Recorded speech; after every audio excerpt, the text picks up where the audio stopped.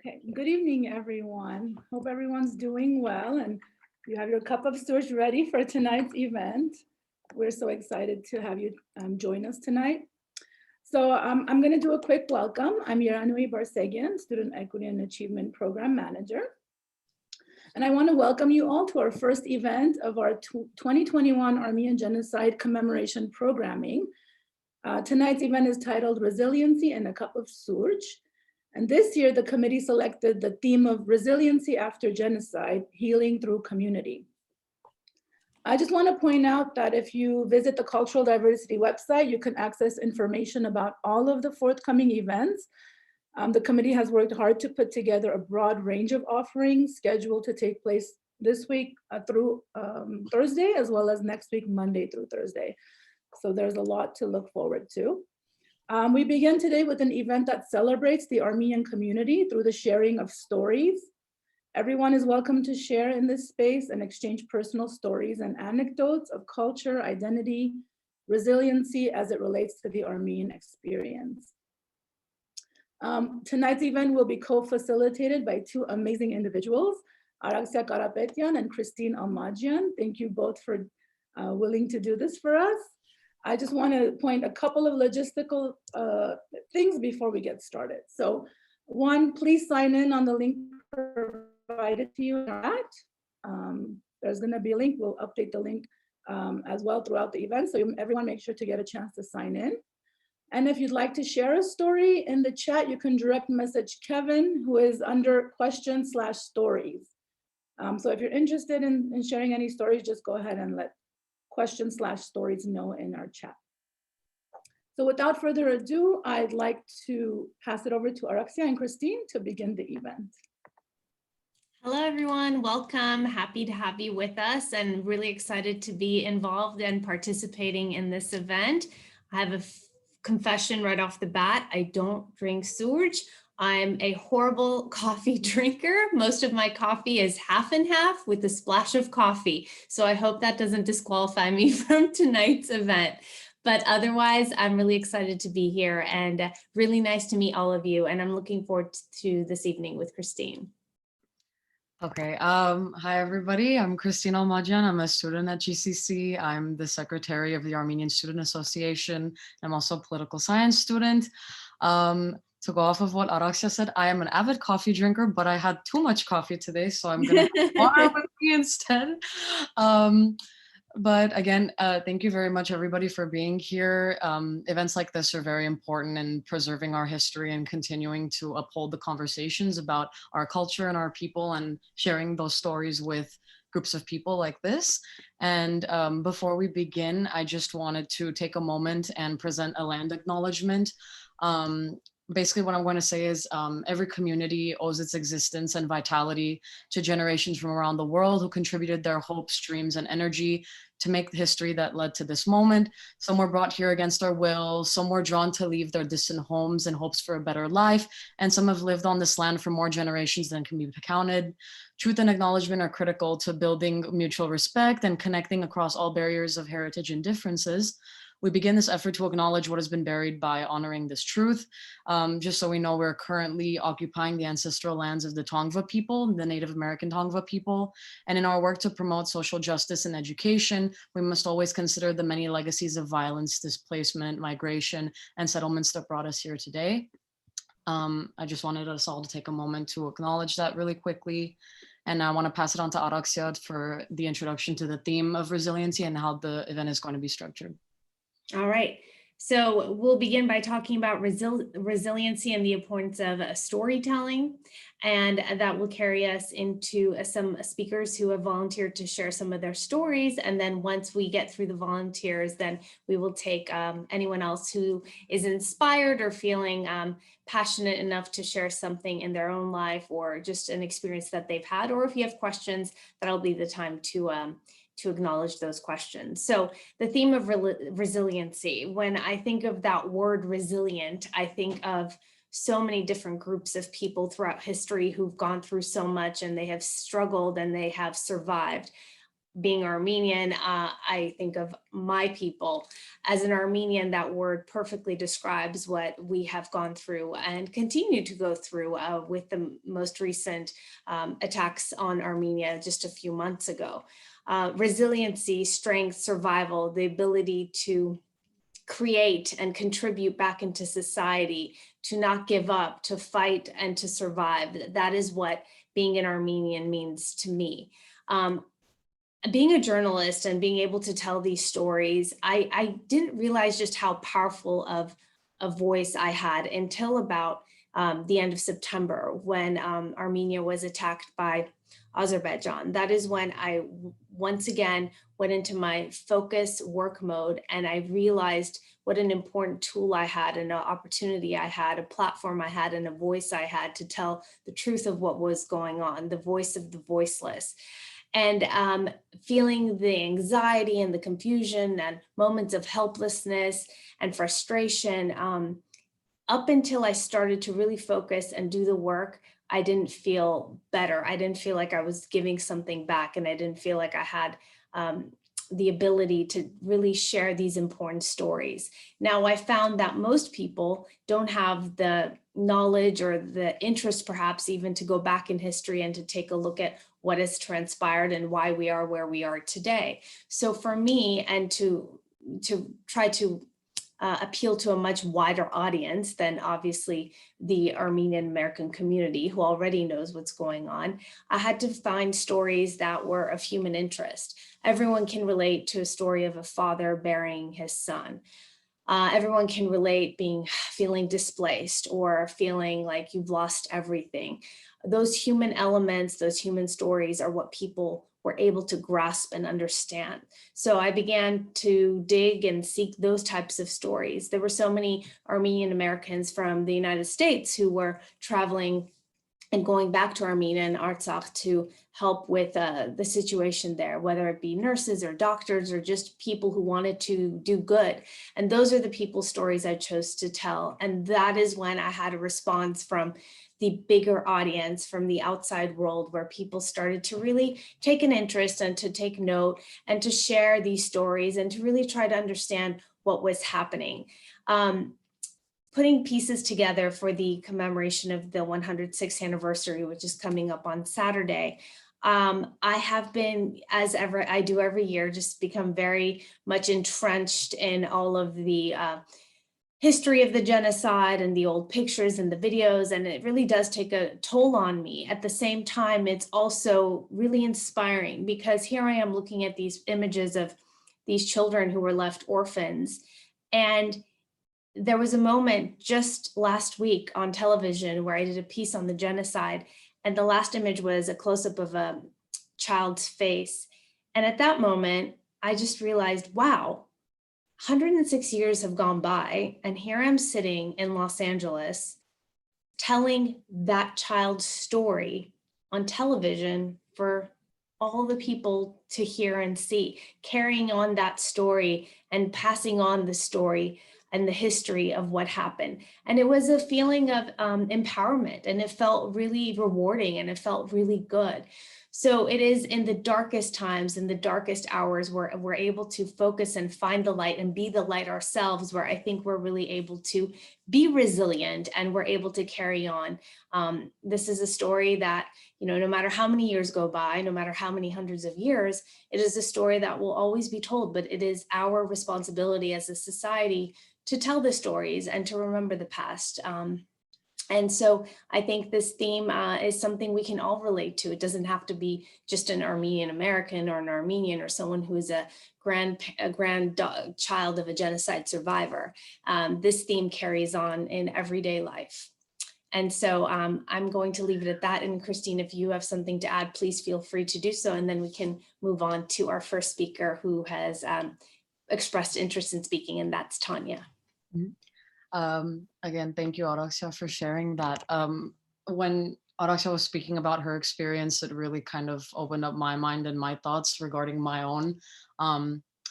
Again, I was born in Los Angeles, and one of the first things that comes to mind when I think about what my experience has been being an Armenian and having that upholding that in what I choose to do in my life. I was privileged enough to attend Rosanalek Pilibos Armenian school from preschool to my senior year of high school. And in doing that, obviously growing up within such a strong Armenian community, a strong student body, a strong administration, you're taught Armenian music, you're taught Armenian foods, you're taught Armenian history and culture and contemporary Armenian affairs. And to each student and to each Armenian, I'd like to argue that experience and that story that they create for themselves is an individual one. And mine didn't really resonate as much and as impactfully as it did once I left Pilibos. And I thought to myself, what do I think is missing regarding our history and our preservation of that and our seeking justice regarding that? And I took what I want to do in my career, because my career aspirations are international law. I took that power and I said, I'm going to dedicate my aspirations in international law to reopening and re-representing the genocide case in an international court of law. And I thought to myself, that is what I want to do. That is how I want to tell our story. And that is how I want to provide justice for our community in the way that I can, because the way that I see it most for myself is within my education. And I'm using that to the best of my ability to represent that story. And I think to each Armenian, there is that, as we say in Armenian, that hayasaruchun in us, and that passion for our people and our community, and preserving our history and continuing our stories. And that's just how it hit. That's just how it impacted me and how it resonated in my heart, the way Araxia said it did in hers and her journalism and her news anchoring. And I think it is the same for all of us alike. But thank you for listening. And I want to present my first, one of the first speakers that, again, was passionate about telling her story, and that's Tanya Baronian. So whenever you're ready.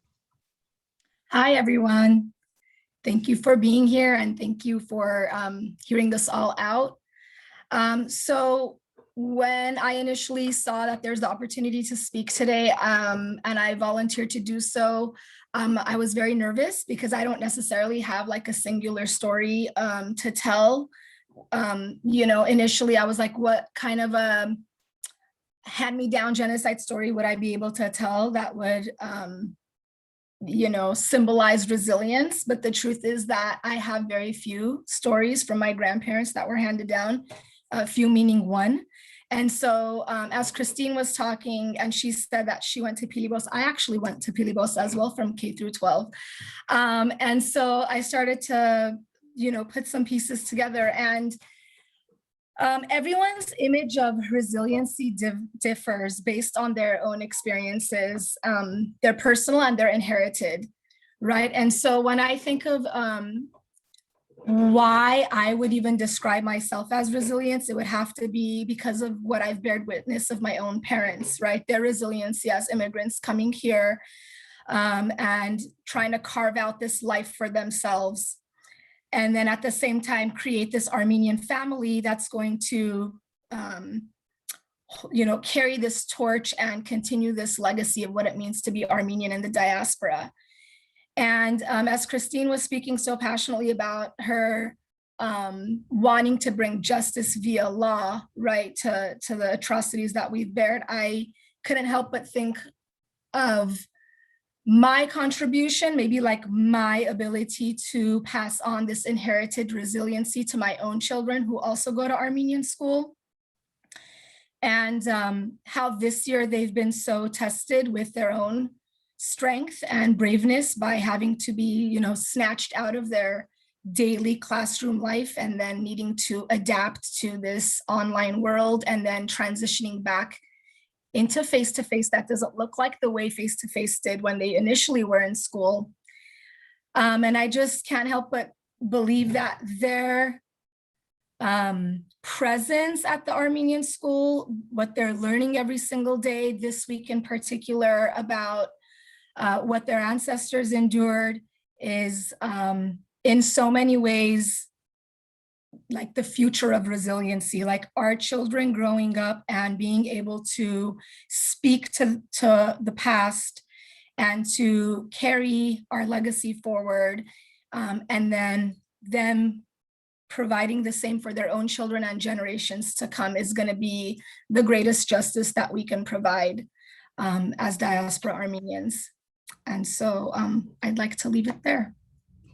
Tanya, I really appreciate you talking as a mom. I have to say, ever since I have two daughters, one will be 5 soon and one will be 2 actually on Friday. And I think ever since I became a parent, the importance of carrying on the Armenian identity in this land that is now our home, America, is just so much more of a challenge for me. I did not have the fortune of going to an Armenian school when I moved here to the United States at the age of 7. I came to the South Bay and I grew up in an American community, and I became assimilated and went to American schools. So everything I had learned as far as reading and writing in Armenian in 1st grade in Gyumri and Yerevan, I have forgotten. And I often am so frustrated about that. And then I'm frustrated with the fact that I'm fighting so hard to make sure that we speak Armenian at home and I pass on the language to my children. But then sometimes I think about what happens to their children's children and their children's children. There's only so much I can do and only so much I can control. And so it's very challenging. And it's kind of like this tug of war within myself where, you know, you can't control everything, yet you want to try so hard to hold on to your culture, your roots, and your identity. Growing up there, my passion and my connectivity to Armenia and my roots are just very strong. The foundation was there for me. But my daughter is not going to have that same feeling that I have. This passion that burns within me is just not going to be there. She might feel something, but definitely not to this intensity. And sometimes that really, you know, that bothers me. And sometimes I wonder how I'm going to do it, but maybe that theme of resiliency comes in here as well, where, you know, if it's a fight worth fighting, you have to just keep going and fighting that fight, because this is important for us to continue on our story and to not let where you come from be forgotten. So I think that, you know, having that parental perspective is really important. So thank you for bringing that up. We can move on to Arpi Amirian. If Arpi, there you are, Arpi. Unmute yourself and share your story. Hello, everyone. Thank you for this opportunity to share. I'm a grandchildren of 2 Armenian genocide survivors. So my maternal grandfather and paternal grandmother, they were both survivors. So I grew up with lots and lots of stories. And in addition to the stories, I experienced them, you know, their pain, their joy, their resiliency, you know, how they were able to survive. And even my poor grandfather, until many years, he was searching for his family. And by the time he was able to get to Armenia, his father passed. So he never had that opportunity to reunite with his family. So I firsthand experienced all that by just witnessing their lives. And being born and raised in Iran, learned how to be resilient, actually, and learn the language, learn the culture, and carry that with me through my life. And I can relate to actually all of you so far who shared. I'm a parent as well, so that weight on my shoulder as a parent to give that experience to my children, to be able to continue this legacy, my grandparents' legacy as Armenian genocide survivors. It's a very heavy, it's very heavy on us, and I can really connect with that. I can see us Armenians as people who can adjust to any environment and continue living. I see myself as a plant in a pot, actually, that I cannot have my roots anywhere in any country. I lived 26 years in Iran. Then I immigrated to United States. I got my education. I am successful, relatively, I can consider that. But still, I feel something is missing. So when I go back and visit Armenia, I feel connected to that soil. I feel that energy. So I believe that we are all Armenians around the world. We are plants in the pot that has to be planted in our land finally one day. So that is my hope, that is my dream, and I am working toward that, to eventually go back and have my, be planted and have my roots there, continue living there. If it's okay, I would love to share some pictures from my grandparents and my current family, my kids and all that. Is it possible to share? Let me make you co-host, RP. Thank you. You should be able to know. Yeah. Okay. So every year when we march for justice, I have my grandparents with me. I created my own flyer, and this was actually 6 years ago on the 100th year of Armenian Genocide Commemoration. So I always have them with me. They are my role models. They are the fuel for me to continue moving forward and growing as an Armenian. And during this past Artsakh war, I felt that us being all around the world due to the Armenian genocide, we were the voice of our ancestors. We were able to make that stand. As Araxia, you mentioned, every single one of us, due to our work experience or the situation that we are in, we were able to bring awareness to the society that we are living in. And that is powerful. So I always remember them, and I have them in my heart, whatever I do and however I can give back to my community. And it is reminding me that I cannot give up. As an Armenian, we came along a very long way, and we have to continue.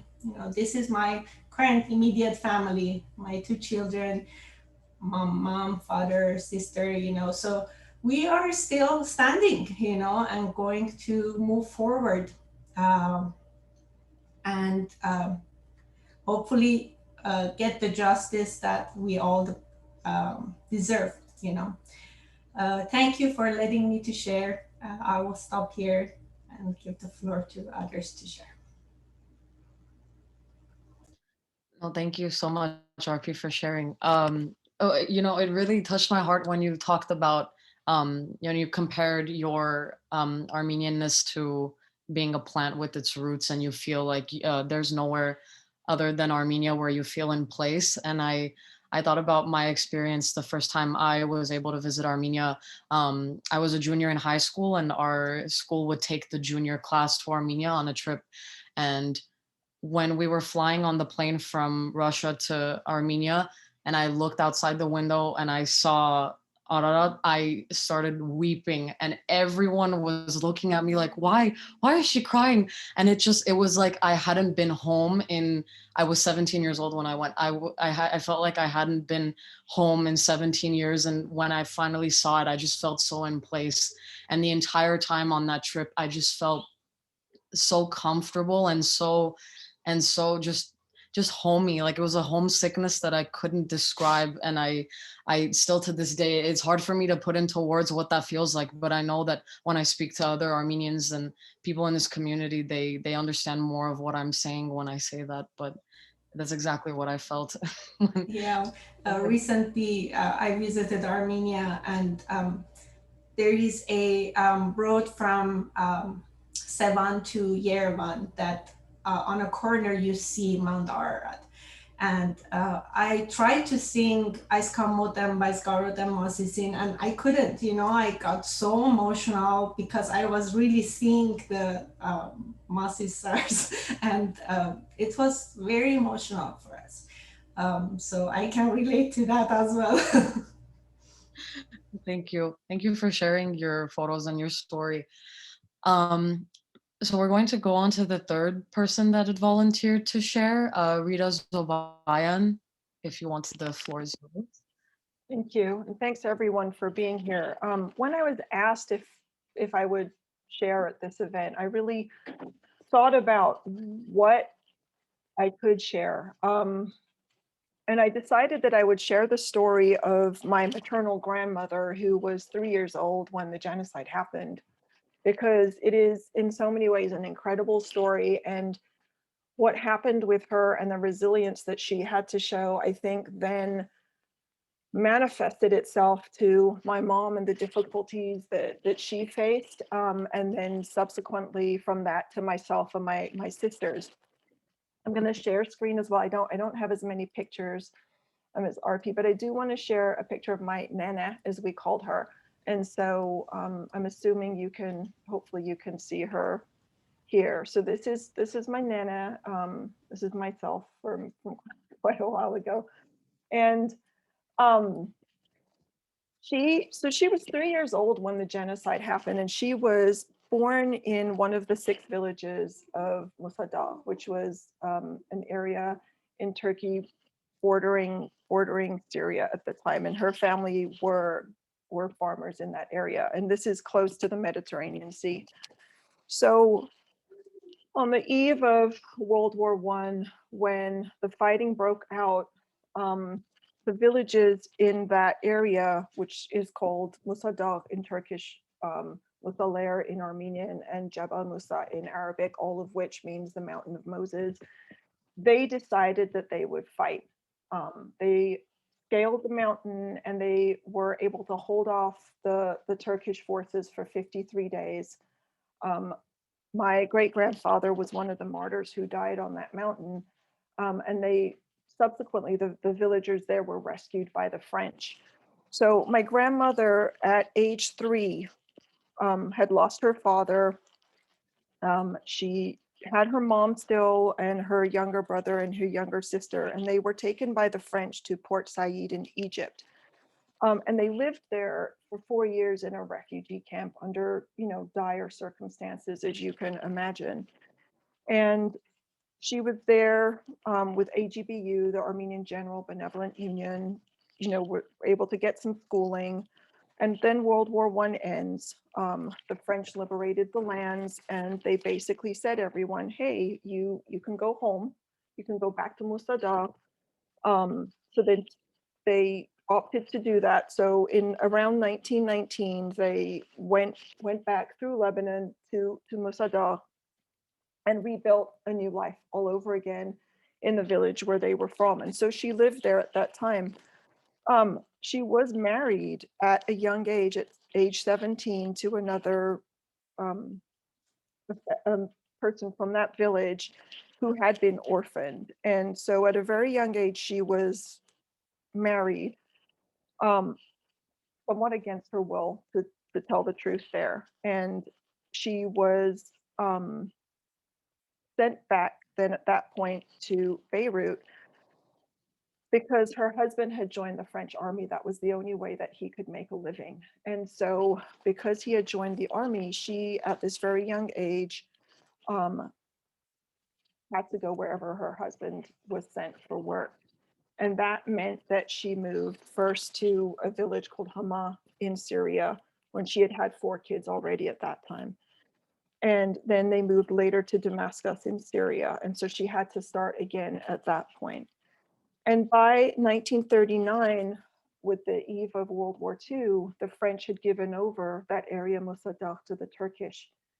The Armenians who were there said, we can't survive, they'll kill us, we need to move. And so the French then at that point moved them to Lebanon, to a town that's now called as Anjar, which was basically swamp.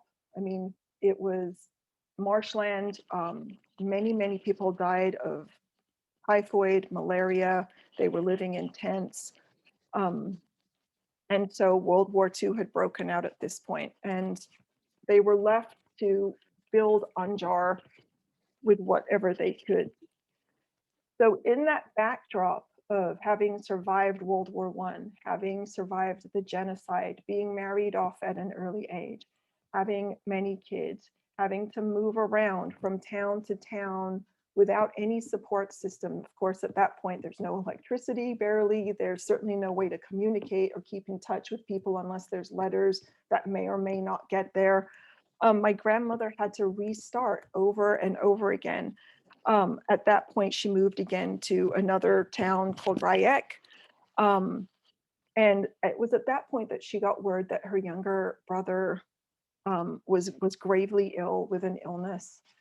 She bribed someone to be able to cross borders and bring him back with her.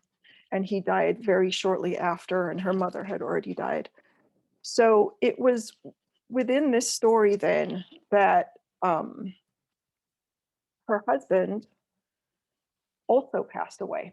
So at the end of 1945, at the end of World War II, which they had managed to survive, her husband got very sick from a liver related illness. There was no money, there was no medicine, and so he died because that couldn't be treated. So she was left at age 35, widowed with 5 kids at that point, my mom being the youngest. And well-meaning neighbors said to her, why don't you give up your children? Why don't you put them up for adoption? How are you possibly going to survive? And my grandmother, to her credit, and thankfully, said, no, God has provided, we will find a way. And so she managed to find work as a seamstress. All of my aunts and uncles found work at a very, very early age. Between my mother, who's the youngest, and the oldest, there's 15 years difference. And my mom wasn't working at that time, but she certainly, all the other older siblings couldn't go to school. They had to work to support the family. And then in 1975 in Lebanon, civil war broke out. And so at that point, my grandmother and the family are facing civil war. So they were living through that. And they were finally able to get a visa. And my grandmother at age 70 immigrated to Canada.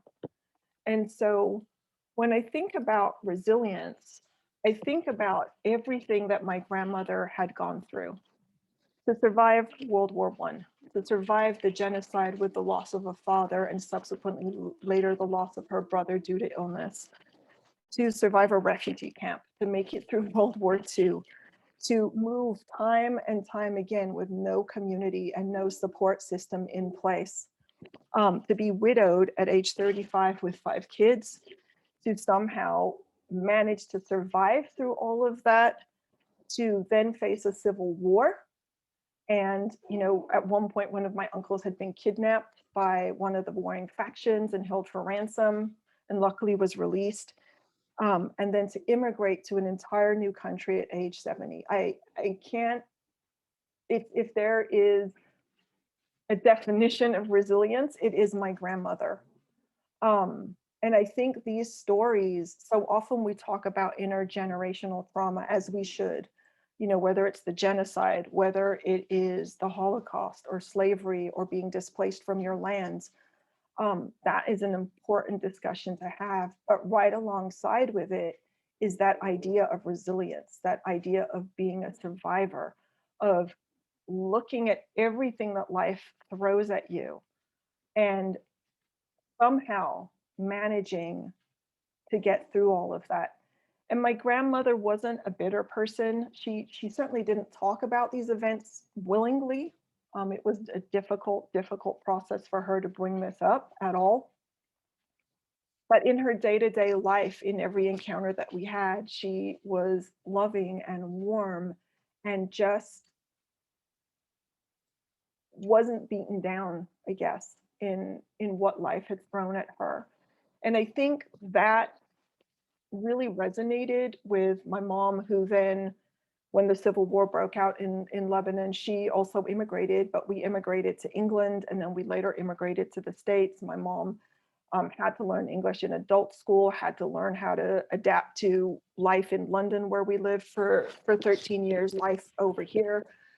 So my mom had to start over a number of times. Our family had to start over a number of times. And I think one of the things we don't talk about enough or don't honor enough are the women who really held the families together and held those traditions and were able to overcome so much in their own regard, and show resilience that's come down through all of their difficulties and every hardship they faced. So is this something that I would wish on anyone? Absolutely not, never. But am I so thankful for my grandparents and this Siranush, this grandmother in particular, and everything that she was able to pass down to her family, to my mom, and to all of her grandchildren? Absolutely. And thank you for allowing me to share that story. Rita, thank you. It's an amazing story, and you hear that story and you think to yourself, and you have to remind yourself, this happened. This actually happened. These hardships. It's not a movie. It's not a book. This is real life, and it's unbelievable. But when people are faced with the most dire circumstances, it's amazing what humans are able to do to survive. You just do the unthinkable, and you're stronger than you think. And God willing, we don't have to in this lifetime, for many of us, put that to the test, but it is those types of stories that remind us of what so many people have gone through. And we are here and thriving and surviving because of people like that who were in our lives. What a beautiful memory and legacy that's left behind. So thank you. We have two additional speakers who had decided that they would share their stories. Alexandria, if you can unmute yourself, you're up.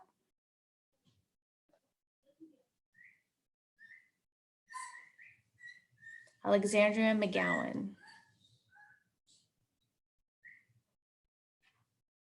Oh, hi. Alexandra, she just messaged me a little while ago. I just didn't want to interrupt.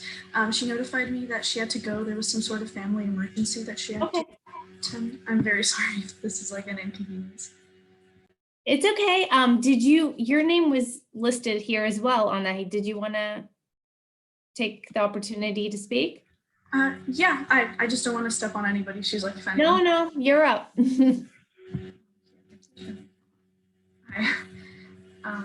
So first of all, I listened to everything each of you guys were speaking of, and it was very, thought-provoking and very emotionally evocative, just listening to how much passion you have for your culture, and just, the Haide Nasiruddin, as Christina mentioned. And basically, I've heard this mentioned a few times too, but living in Los Angeles my entire life, I also, felt this a little bit of like disconnect with my culture, with Armenia, and especially because I didn't attend Armenian school within the week.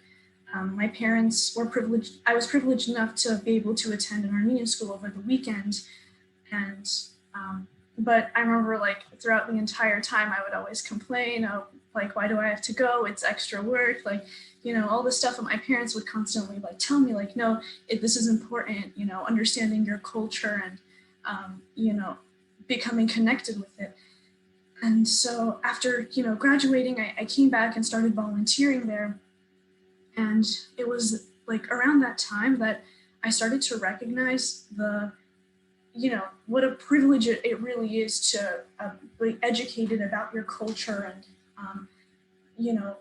with history and literature and all this stuff. And I began to think about the diaspora experience, especially also for people who, have lived in another country their entire life, who aren't as connected with their homelands and their cultures. And oftentimes, individuals like these members of the diaspora, they're, at least like specifically for Armenians, their Armenianness is often invalidated as a form of, oh, you are not privileged enough to attain an education, therefore you are somehow lesser of an Armenian. And I began to think about that and how these ideologies like have manifested in many other countries too, you know, with assimilation institutions, and how difficult it is and for individuals to really like cling on to their culture and maintain their heritage. And basically, you know, my experiences as a TA, you know, helping and teaching other students about Armenian and language and literature, it made me recognize that Armenian resilience also manifests its way in the ordinary lives of individuals, and how, you know, just simply being passionate and proud about your culture and seeking to maintain that cultural identity in any way, not necessarily education, maybe traditions and different elements of culture, is an example of resilience, you know, maintaining that sense of identity even within institutions of assimilation, and even, you know, against all odds. And that's kind of what my experience has taught me. And it also really influenced my future goals as well. My main sort of, I guess, future plan as of now is I want to major in Middle Eastern studies and then eventually become a professor and educator, so I can, you know, educate others of Armenian culture and kind of, you know, broaden Armenian literature and Armenian art that's often been overlooked into the broader sphere, not only for the general public to know, but also for other Armenians who are seeking ways to connect with their culture and maybe are having trouble doing so, to really attain and, you know, find a resonance with it. Thank you. Thank you so much, Anahit, for sharing that. Like you said, it's unfortunate that especially people like within the diaspora feel as though their Armenianness is less than due to circumstances like being unable to attend Armenian school, just basically not being in the same position as people that were born in Armenia or were born in Western Armenia, or have that direct connection in the way that I guess is expected. But what I find most important in, again, uplifting our stories and continuing to uphold our legacies and to pass those on to future generations is our personal understandings of being Armenian. There is no definitive understanding to being an Armenian. It is to each their own, and we preserve that in the way that we feel is absolutely right, whether that's through career, whether that's through activism, whether that's through singing, cooking. I mean, there are a million things that you can do in order to contribute to upholding the Armenian story and absorbing and continuing on within the culture as much as possible. So it's very important that every Armenian knows that there is no definitive nature to being an Armenian. It's absolutely imperative that we know that our identities exist within ourselves and the way that we want to preserve them and the way that we present them, because we're all individual beings. Although we are one community, we all contribute whatever we have to create that community. And I think it's very important that we uphold that. But thank you so much for sharing your story. Okay, so we have one last person signed up for our list, but again, within the chat, I think we have the opportunity for anybody else that has wanted to sign up. But the last person on our list is Anahit Gevorkians. And whenever you're ready, Anahit, the floor is yours. Oh, Anahit just took Alexandria's spot. I'm gonna cry. I didn't see your last name on the screen. I'm so embarrassed. I'm so sorry. I did not see your last name on the screen. I'm so embarrassed. Okay. I'm very sorry about that. It's okay. If anybody else would like to share, I know that we've been keeping up with the chats. So Christine and we do have a few more who messaged Kevin that they want to share. I believe Nara Gurdebian is next. Okay, let's please go ahead. Hi, everyone. Sorry, I'm not going to share my video, but I really appreciate this event. Thank you for coming Thank you to all our guests. I really appreciate it. I changed my story a few times. I'm not sure what to share. There's just too much to share.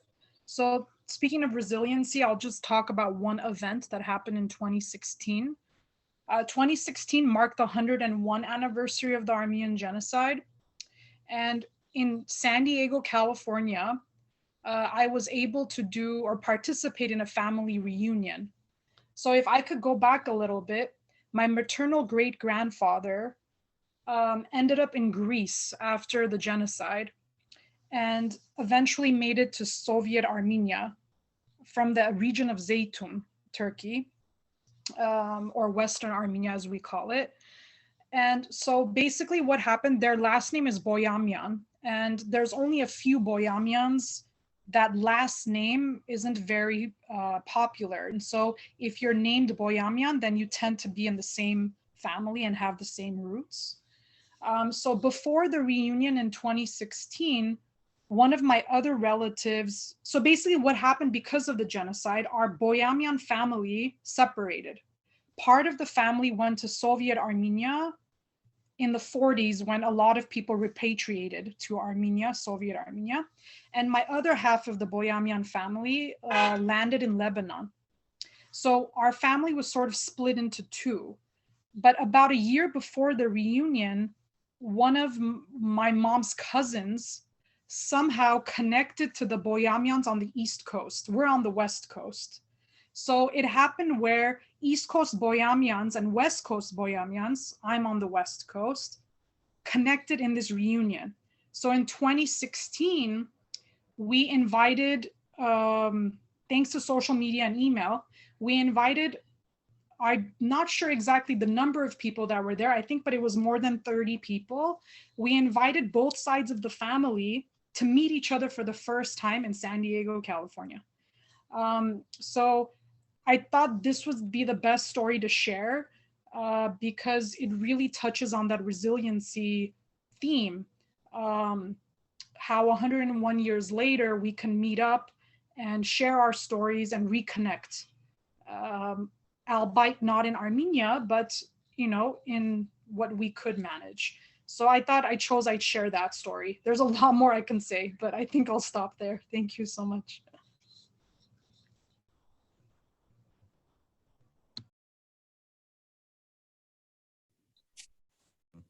Nara, thank you. Is there anyone else? I don't see any. We have one more on the list, Hoover Zariani.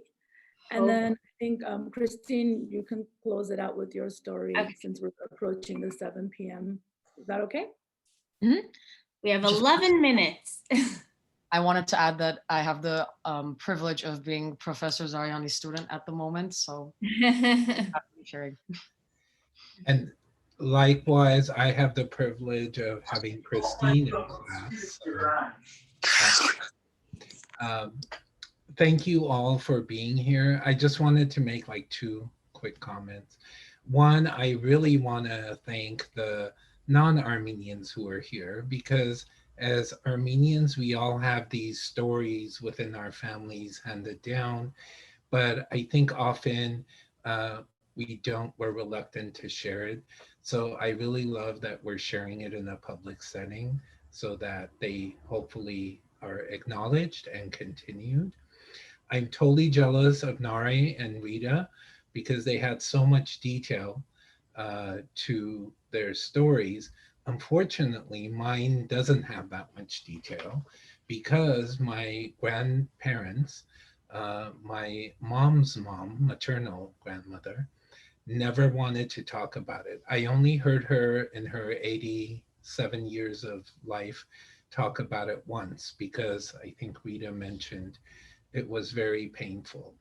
And so I only have this one image that's stuck in my mind since I was, gosh, like 8 years old, of the story of one of my grandmother's stories, which came through my mom. And I wasn't even supposed to hear this story because it was a family thing. It was later at night. I was supposed to be asleep, but I didn't always listen. So I was sneaking in and listening to the story.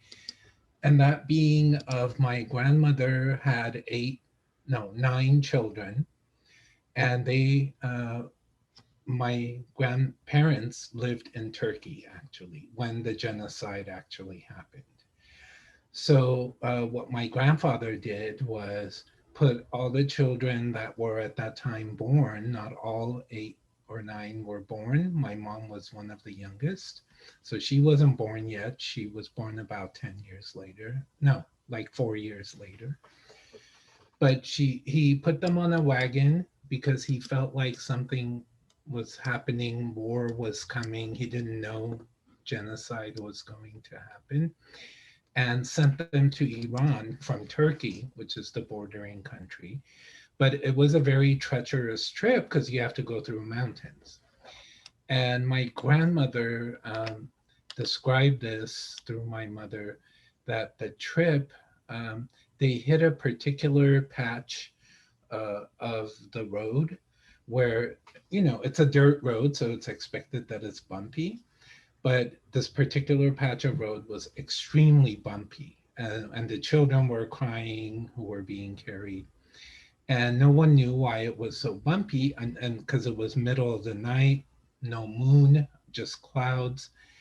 So someone turned on one of the lanterns just to see like what's happening on the road, and it had become so bumpy because of all the people who had died on the road trying to cross Turkey's mountain to Iran for safety. So that image of my grandmother carrying my aunts and uncles through the mountains and just driving over these hundreds, maybe thousands of dead bodies, just always stuck with me. It's the only story, personal family story I have. I don't think I've ever shared it, so I just wanted to share it. And I think the idea of resilience, that's a part of it. Having survived that, I think my grandparents were like, we can survive anything if we live through that. And it's kind of was how my dad was. He was very resilient. He always had like multiple jobs. He would work 14 hours a day or so. And he kind of, I guess I kind of inherited that. But I'll just end it there. Thank you everyone for coming and sharing. So I appreciate it. Thank you so much, Professor, for sharing that. Even though, again, a lot of people say that they don't know much about their grandparents or their great grandparents' stories, given it's very traumatic and it's very difficult to talk about trauma. We appreciate that you were able to at least, learn about that much and to carry that with you. And, like you said, you even created that comparison between the way that your father was and the way that you said it was very similar to the story in which the resilience was very present, and even the way that you are in your resilience is also very present. So thank you so much for sharing that. Okay, before we close, I wanted to share what I had written in regards to my story. So I wrote this last year for the genocide commemoration event. Due to COVID, obviously it was canceled last year, and we weren't able to have the usual protest like we do every year. But I was going back and forth and thinking about what I could talk about or what I could present during this event. But I went back and I looked at what I had written last year, and I thought that it would be most appropriate if I read it now. I'm going to be reading it. I hope you all don't mind, just because I know that I probably wouldn't be able to recall it in as much detail than I did when I wrote it. But with that, when I do finish, obviously we can, if anybody has any questions or would like to add anything else, you can, but we'll be closing after that. So sorry, let me open this up. We do have one last question after you, Christine. There's a question from Hasbi Gambari that for Alexia. So maybe we can close off with that one. Okay. Okay. Thank you. Okay, and I'll try to be quick because I don't want it to be too long, but okay. So I cannot recall any understanding of my culture until about age 3, when I watched my twin brother run his head into a slide at Palmer Park in Glendale, California. As I sat across the slide, frazzled and frustrated because I could see he was in some place of physical pain, an old woman from across the street brought him some juice in a glass jar. I called her Tatik, and I don't remember much after that. Uh, I've got I've got photos from the march of my father. I've got photos from the march my father attended with us that year. I've got the shirts piled up somewhere, maybe a remnant of an old sign or two, and some sort of group photos. Our flag has never been scarce in my family, whether you wish to paint one on the side of your face, across your hands, or on your nails. You'd settle into this magnificent crowd of red, blue, and orange and feel yourself fit into it all. As years trickled on, I got to hold my first flag and walk alongside my father.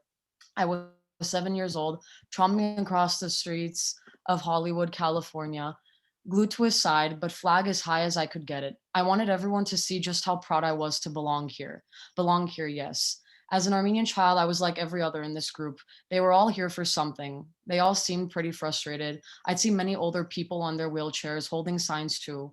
Teenagers would cup their hands across their mouths, declaring we received justice. Some ladies would weep during the opening session. I will understand this more. After all, I do go to an Armenian school. All of this will make sense. But as I watched the years go on, this flag I carried grew to weigh more and more. This doesn't make sense, I'm sure of it, but this was never my case. In second grade, I watched my Armenian history teacher hunch her back, one arm over the other, and walk in a sluggish manner, mimicking some sort of chained movement. This is how our ancestors were forced to walk, some of them by chains, some of them without. All feeble, exhausted, starved, and dehydrated. Turkere mezi asangaksoretsin. The Turks exiled us this way. I sat in the living room of my great-grandmother Varter's apartment at age 9, finishing up a Lesvagon worksheet. She would sit across from me on her floral couch and quietly hum along a tune. Varter tatik, ինչ ես երգում, I asked her, or what are you singing? Komitas եմ երգում թորնիկս, հով արեք սարեր, she said. And as I spent the rest of my visit listening to her belt that haunting melody over and over, she would sigh after the last word. Why was she tired of this song? As my 8th grade class stood outside the entrance of the United Nations headquarters in New York City, my Armenian literature teacher explained the stories of the Artsakh War. As she stated gruesome details of beheadings, human rights violations, and an attempt to conceal the historic Tigranian location of its rightful belonging, we recited a poem. It was cold, and the rain had begun to shift from a drizzle to a light fall. Our voices could not be drowned away as the Gank Bidilinenk Uter Shadanank echoed through 46th and 1st Avenue. A short year later, these classmates and I were sitting on the cold streets of Hollywood, shouting out to those in cars, those in shops, and anyone that could hear us that the OSCE Minsk group had failed. They'd failed to enforce peace within Artsakh and Azerbaijan, for the Azeris instigated a 4-day war in 2016. There we were again. Sophomore year. The auditorium was filled to its brim as Garo Paylan, an Armenian member of the Turkish National Assembly, made his way towards the center. I stood in front of him crying and overcome with some sort of emotion. I did not pity him, far from. He was a modern-day hero. I did not want him to have the same fate Hrant Dink did. What would we do if he suffered that, I thought, as he leaned in for a long hug, one I will never forget. Or maybe it was that moment in the airplane from Moscow to Armenia when Digin Sona told me to look outside my window. There it was, Armenia. My home was right below me. I wept onto the glass, for how could I have missed a place I had never previously been to this way? I did not miss California like this. But there I was again, a college freshman, participating in dialogue with other students in my favorite course, the Armenian diaspora. As Dr. Marashnan poured his soul into explaining testimonies of systematic erasure, my eyes would water again. This is the class I come into and leave either crying or frustrated, a friend told me later that day. My heart would sink upon finishing reading those congressional reports, those failed bills, and those unsuccessful pleas for justice.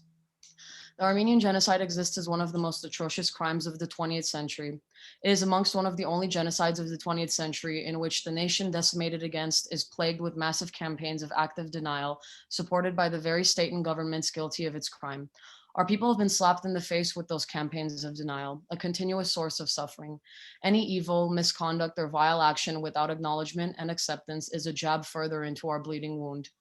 This flag I continue to hold up higher and higher from age 7 to age 19 only carries on to weigh heavier, for I have finally started to understand what intergenerational aspects have been placed onto me.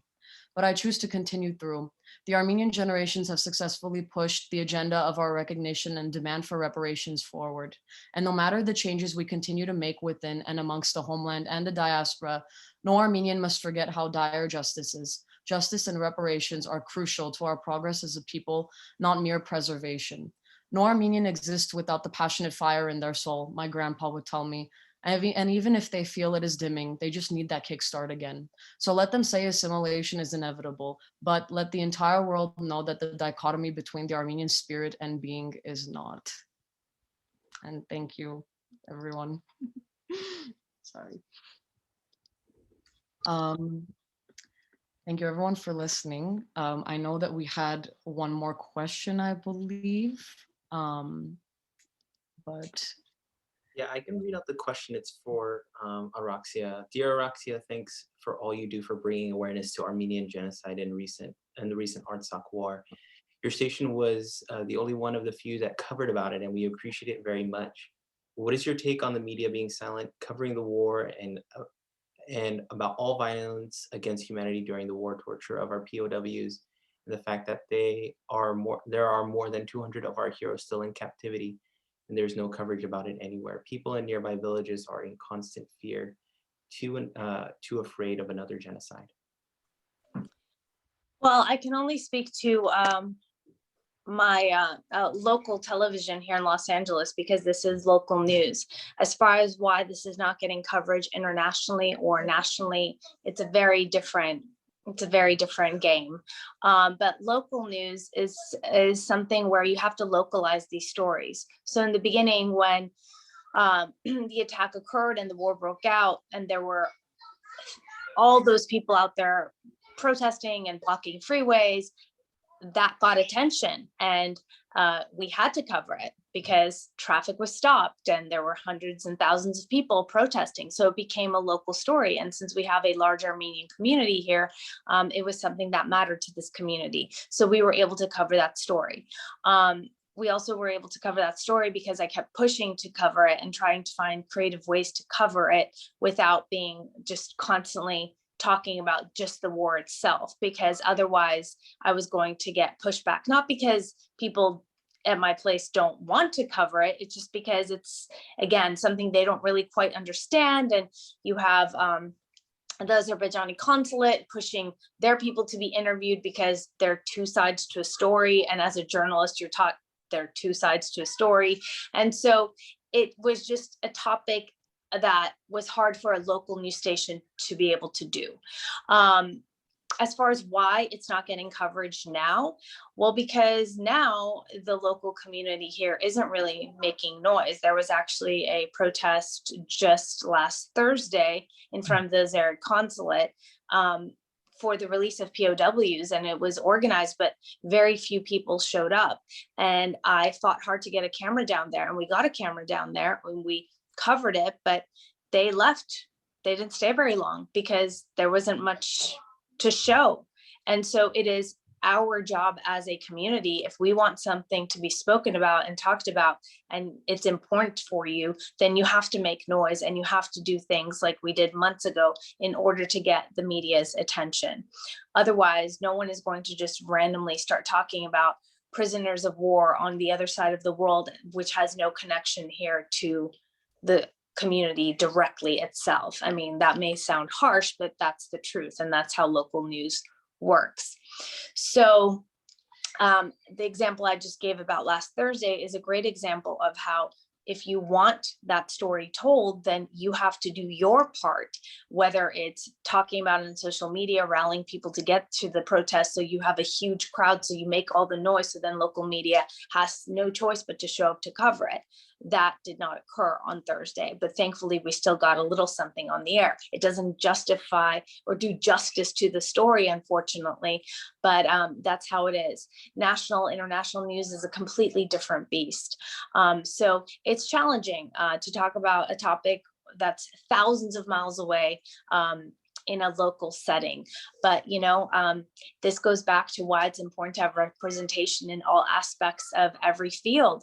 I'm alone in a newsroom by myself. It would be wonderful to have Armenian producers and writers and photographers and editors and people who would also voice why a story matters, people who also would have an understanding of the story and the background of the story so it's told correctly and accurately. So this goes back to going into fields where we don't have representation and being there to be the representative. So I hope that answers your question. And I'm doing my best, but I'm all by myself. So we do what we can. And as we wrap this up, I do want to take a quick moment just to say thank you for having me. Thank you for everyone who's here. And I would also, you hear my kids screaming now, they're losing their patience.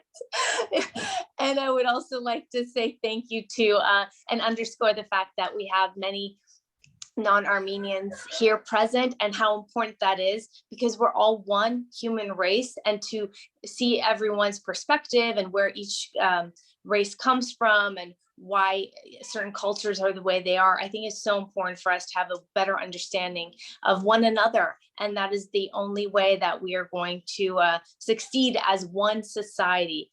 So thank you. It really means a lot to have so many people interested and present here today. With that, I'm going to say good night to everyone. Thank you to the participants. Thank you to the facilitators. Thank you to the audience. What an incredible way to start our series this year. Have a good evening. Thank you, everybody. Bye, everybody. Thank you. Thank you, everyone.